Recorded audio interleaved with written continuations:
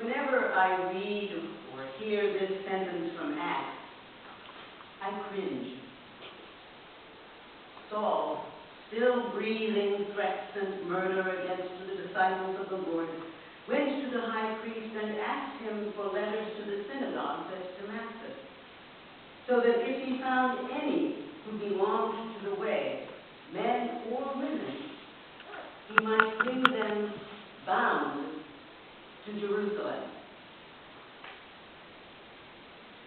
In my imagination, I see smoke billowing from Saul's nose and flames like darts coming from Saul's mouth as he raged against the people of the way.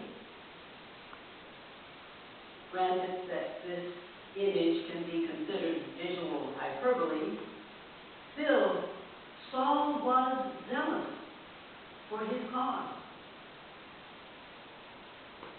What was his cause? Saul was a loyal Jew and committed Pharisee. As such, of course, he would have been protective of his faith tenets and practices. The sect of Judaism, known as followers of the way, were considered by Saul to be intolerable violators of Jewish law. It appears that he was hell-bent on punishing them. In his campaign to accomplish that in Damascus, Saul was knocked to the ground by a flash of light from heaven.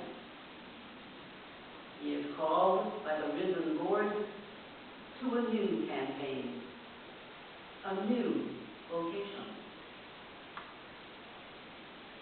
That's the story we heard this morning from the Acts of the Apostles. We heard another kind of call description in the Gospel according to John. There are some similarities between the two. Here's the story from the Gospel. Jesus' third post-resurrection experience occurred by the Sea of Tiberias and included a fish story. Does anybody here fish? Okay.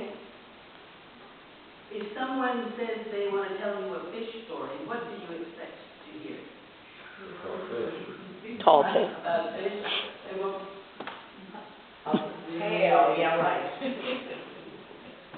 Well, even if you don't fish, you may have some sympathy for the disciples who had decided to go fishing but caught nothing. Zippo. Throughout the night. Then in the early morning light, a man they did not recognize appeared on the beach. He called out to them to cast their net to the other side, the right side of the boat. They did, and the fish practically jumped into the net. They were big ones, too. Really. Now recognizing that the man on the beach was the Lord, the disciples got themselves and the fish to shore as fast as they could. There, Jesus had breakfast ready for them on the grill. Picture it. The sun is coming up. The men are talking and enjoying a meal of grilled fish and bread on the beach. It is in the midst of this lovely and loving community scene that Jesus commissions Peter, giving him a new vocation. I said that there are some similarities in today's call story. Here's what I see. Saul was a steadfast persecutor of Jesus' followers and teaching. Peter was a disciple who had denied Jesus 3 times, even though he loved him and believed him to be the Messiah of God. So on the employability scale, would you agree that both men have some negatives? Saul was questioned by the risen Jesus. Saul, Saul, why do you persecute me? Peter was questioned 3 times. 3 times. By the risen Lord asking him, do you love me? How many times did Peter deny Jesus? Both men had to face their previous actions. The stories also differ in some ways. Saul's conversion and call were sudden and dramatic. He was to be an instrument to take Jesus' name before the Gentiles, kings, and all the people of Israel. Peter's call, nurtured over time in the company of Jesus, was clearly stated by Jesus. He was to feed and tend the Lord's sheep, and he was to follow him.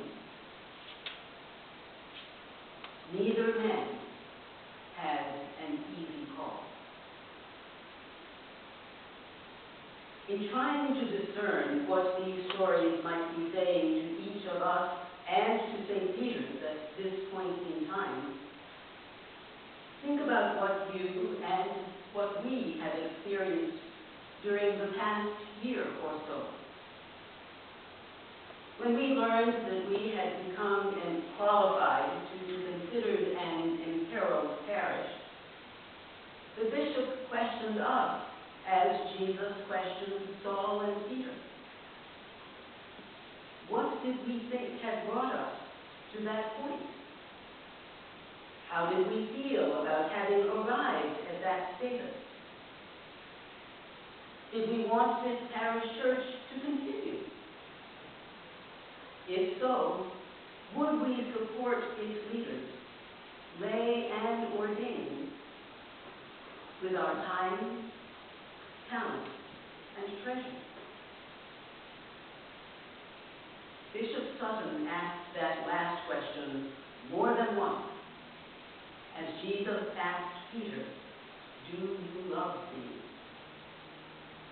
The bishop asked us if we love St. Peter. Sisters and brothers, by words and deeds, St. Peter's is consistently saying, yes, Lord. Yes, Lord. You know that we love you. And yes, Bishop, we love this parish community. After Brenda and Mary Marguerite's death, we came to feel that we had a new call, or perhaps a renewed call. We became determined that we would be an instrument for God. We would not fearfully or tearfully fold our tent and person by person walk away, as has happened in St. Peter's history. Instead, for more than a year, we have been rededicating ourselves and rebuilding our community and mission, taking God's name and compassion beyond these walls. We have been feeding and tending our sisters and brothers without home, those who need food, working with Group 1 ministries.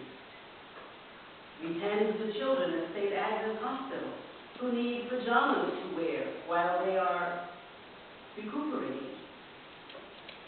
We've been introduced to the winter shelter program, in which Howard County churches cooperate to provide nightly shelter, dinner, and breakfast to our sisters and brothers in need. Next year, we plan to participate in this cooperative ministry. Our preschool has been growing and strengthening its program, filling its classes. We continue to question ourselves about how and who we can serve in the name of Christ. Saul and Peter made some changes in their lives and answered their call with God's help and that of their community. That's how St. Peter's is doing it too.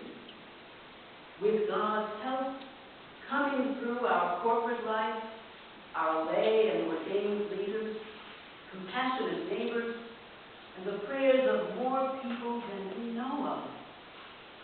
St. Peter's will soon be ready for a celebration. We'll give thanks and celebrate life. Our life together is being nurtured, upheld, and shared, having grown out of the depths of our disease. As the psalmist might have written in today's psalm, we will exalt you, O Lord, because you have lifted us up and have not let our shortcomings triumph over us. O Lord our God, we cried out to you, and you are restoring us to health. You brought us up, O Lord, from the dead. You restored our life. Therefore our hearts shall sing to you without ceasing. O God, we will give you thanks forever. We will give you thanks.